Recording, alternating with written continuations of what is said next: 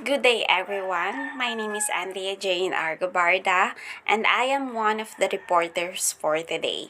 So, my topic is all about Lesson 5, which is parent involvement, and it has a subtopic which is homeschool communication and ways to involve parents.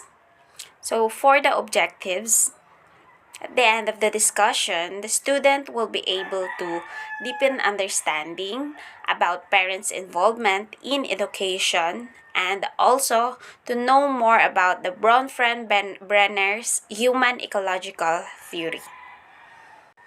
So we all know that parents' participation is another aspect of an inclusive and special education. Being the primary caregivers and having a direct impact on their children, parents are crucial in the education, planning, and management of children with impairments and special needs.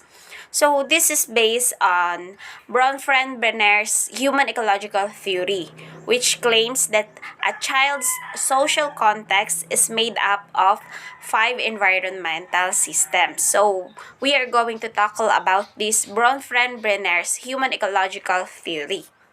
So Yuri Bronfenbrenner formulated the ecological systems theory to explain how social environments affects children's development. So this theory emphasizes the importance of studying children in multiple environments. It is known as the ecological systems. In the attempt to understand their developments, according to Bronfenbrenner's ecological system theory, children typically find themselves enmeshed in various ecosystems, from the most intimate home ecological system to the larger school system, and then to the most expansive system, which includes society and culture. Each of these ecological systems inevitably interact with and influence each other in all aspects of the children's lives. So here's the picture of Bronfenbrenner's ecological systems theory. So from the middle, it shows the child, and then around it is the microsystem, which is the immediate environment of the child.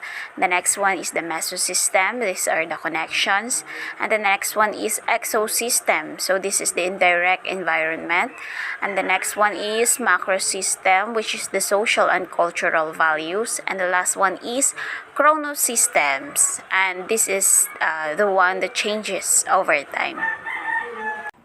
So this ecological model of Bronfenbrenner organizes context of development into five nested levels of external influences. It is called the microsystem, mesosystem, ecosystem, macrosystem, and the chronosystem. So these levels are categorized from the most intimate level to the broadest. So first, we're going to tackle about the microsystem.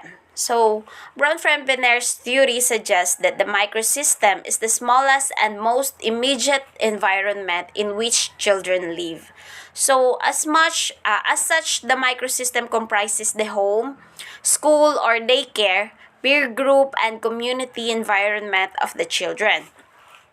So, interactions within the microsystem typically involve personal relationships with family members, classmates, teachers, and caregivers.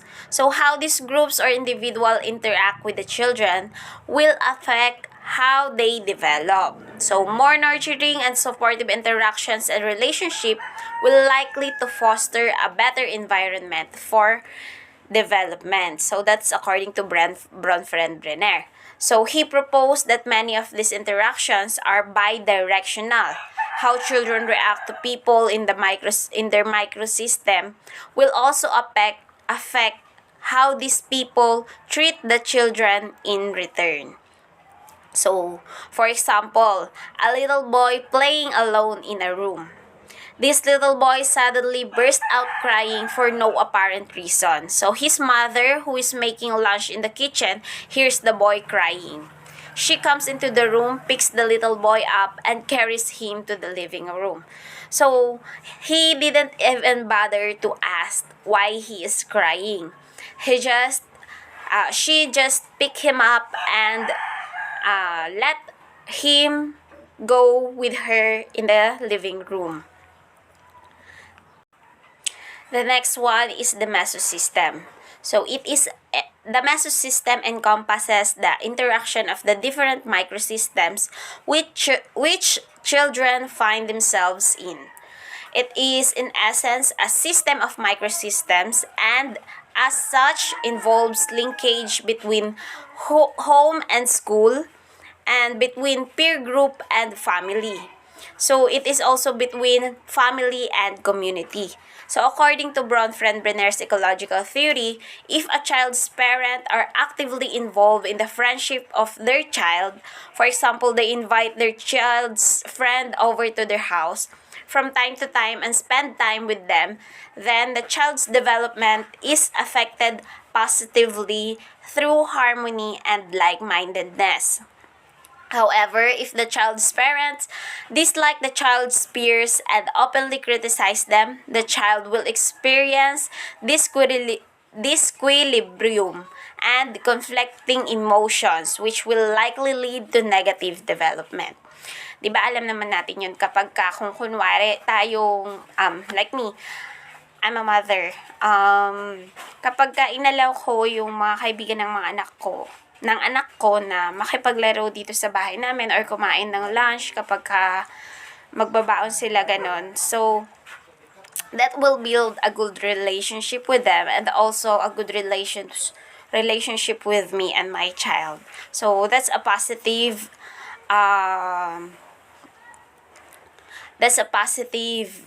harmony, di ba? And so, in reverse naman po, kapag ganun na lagi kong ginajudge yung mga kaibigan niya, pinopoint out ang lahat ng mga mali nila, that will build a negative harmony to my child.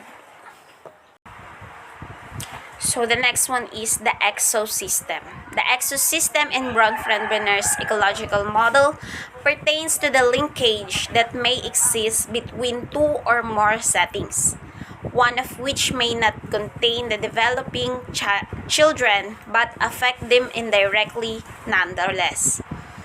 So based on Bronfenbrenner's findings, people and places that children may not directly interact with may still have an impact on their lives. Such places and people may include the parents' workplace, extended family members, and the neighborhood where the children lived in. So for example, a father who is continually passed up for promotion by an indifferent boss at the workplace may take it out on his children and mistreat them at home. This will have a negative impact on the children's development.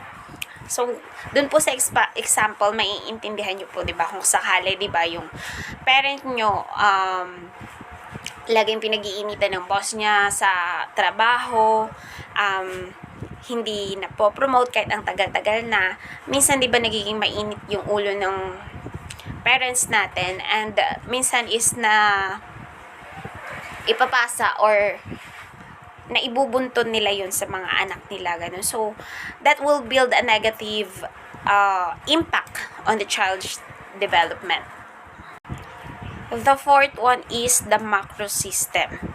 So, the macrosystem in Bronfenbrenner's ecological model is the largest and most distant collection of people and places to the children that still have significant influences on them.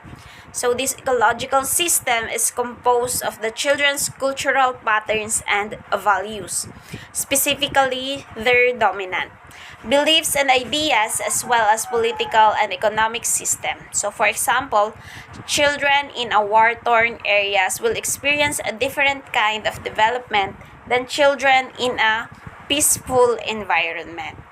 For example, yung isang bata is lumaki sa lugar na kung saan is nagkagyera, ganon. That will give a big negative impact sa kanyang development.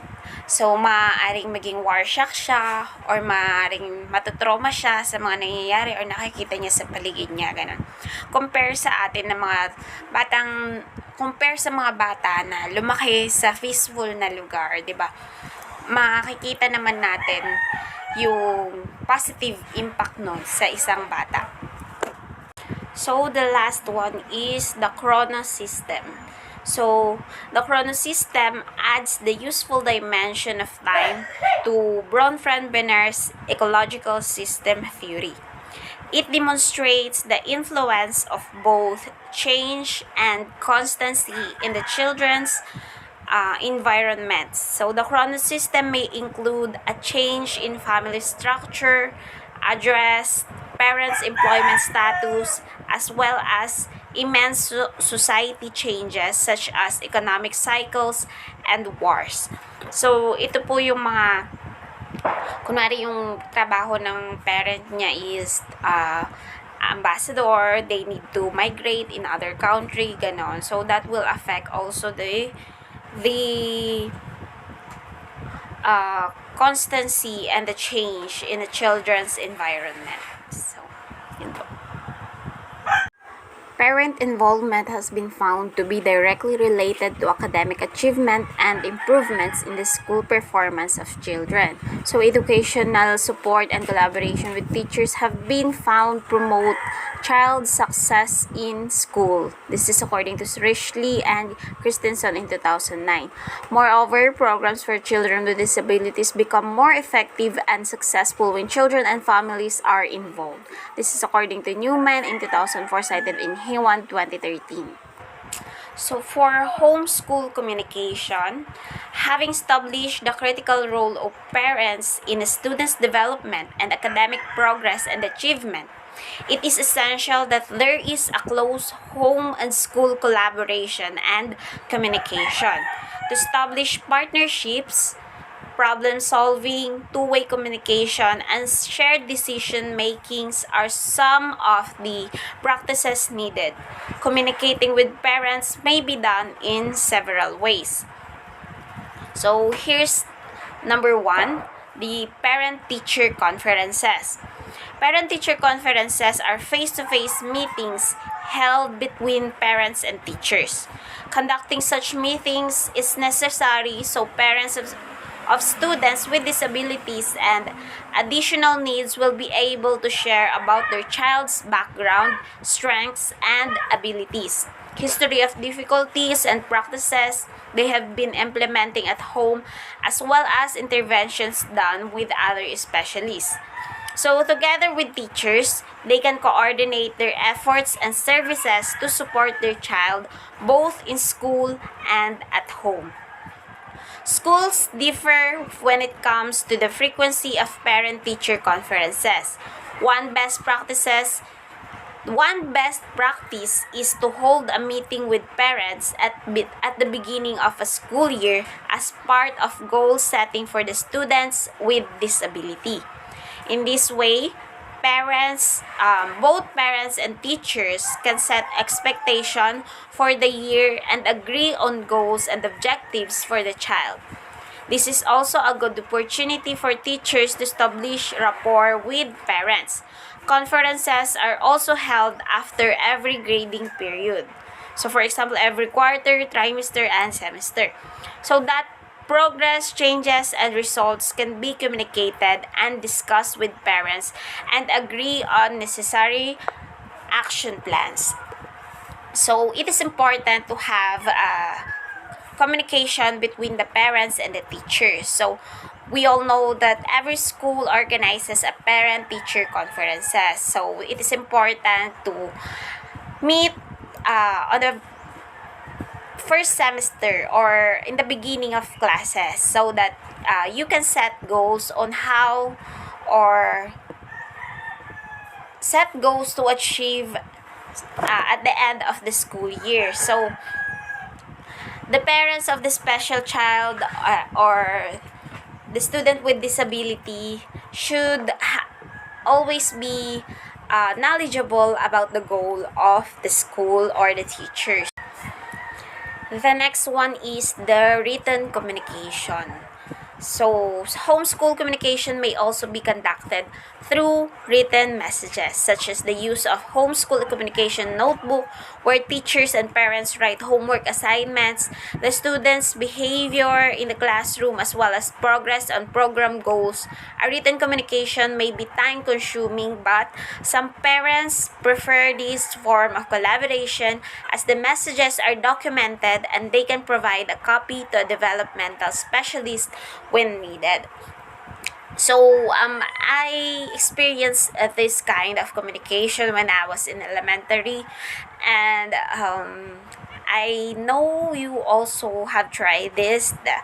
The teacher will ask us to copy the message on the blackboard, and then when we get home, we will show the letter to our parents. Sometimes it needs the signature of our parents for assurance that they have read the letter that we wrote. So this kind of communication is important to those parents who has a special child or a student with disability, so that they can provide a copy to their doctors or specialists when they need to provide the copy. Number 3 is the digital communication. So with the influx of mobile devices, many parents and families are able to communicate through electronic and digital means such as email, text messages, just what I have mentioned earlier, social network messaging system, just like the messenger. So, a study found that parents and teachers perceive technology as an effective tool to promote parent involvement and thus value its use for communication. So, that's according to Olmsted in 2013. Because it is an instant and real-time, parents and teachers are immediately able to receive messages and updates about the student. However, drawbacks can also occur, such as when both parties are not mindful of parameters in communication. So hence, it is necessary that parties agree on certain boundaries in order to be respectful of everyone's time and personal space. So, ayun nga, by this time, digital communication is established. It's because I think halos lahat naman po ng mga parents ngayon ay meron ng mga Android phone. So, they have the messenger apps, or they can reach the teachers through text messages. Pero usually talaga is meron ng group chat ang mga parents, and also there are also group chats wherein the teacher and the students are involved, just like what we are doing, di ba po, since we are studying online or we experience studying online. So yan yung isa sa one of the best communication that we ever had, kasi in an instant we can reach the parents as soon as possible if we needed them to go to school, or if we need to update them with what happened, especially with the parents who have special child or students with disability. So in case we have emergency, we can communicate to them easily. Number 4 is homeschool contracts. So a homeschool contract contains an agreement between teachers and parents regarding behavioral or academic goals for a student with disability. Just like any formal contract, this is a written agreement between teachers, parents, and students with appropriate on specific objectives and corresponding reinforcements or rewards when they are met. So one example of homeschool contract is a daily report card, an individualized intervention used in schools that is anchored on the behavioral principles of operant conditioning. The card indicates specific behaviors targeted for a child with disability that are framed as positive statements and targets for improvement. The use of daily report card has been found to be beneficial in helping a child with attention deficit hyperactivity disorder or the ADHD in school and promoting daily collaboration between teachers and parents. That's according to Moore in 2016 and Mountain in 2012. So, this will be further discussed in chapter 6.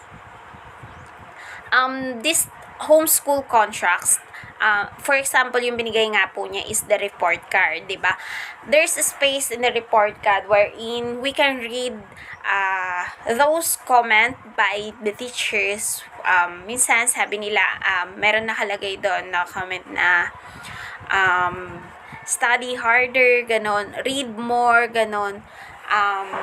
May mga comment na kailangang mag-set ng goal yung teacher para malaman ng parent kung ano yung dapat pang i-improve ng student, especially those children who have disability or impairments.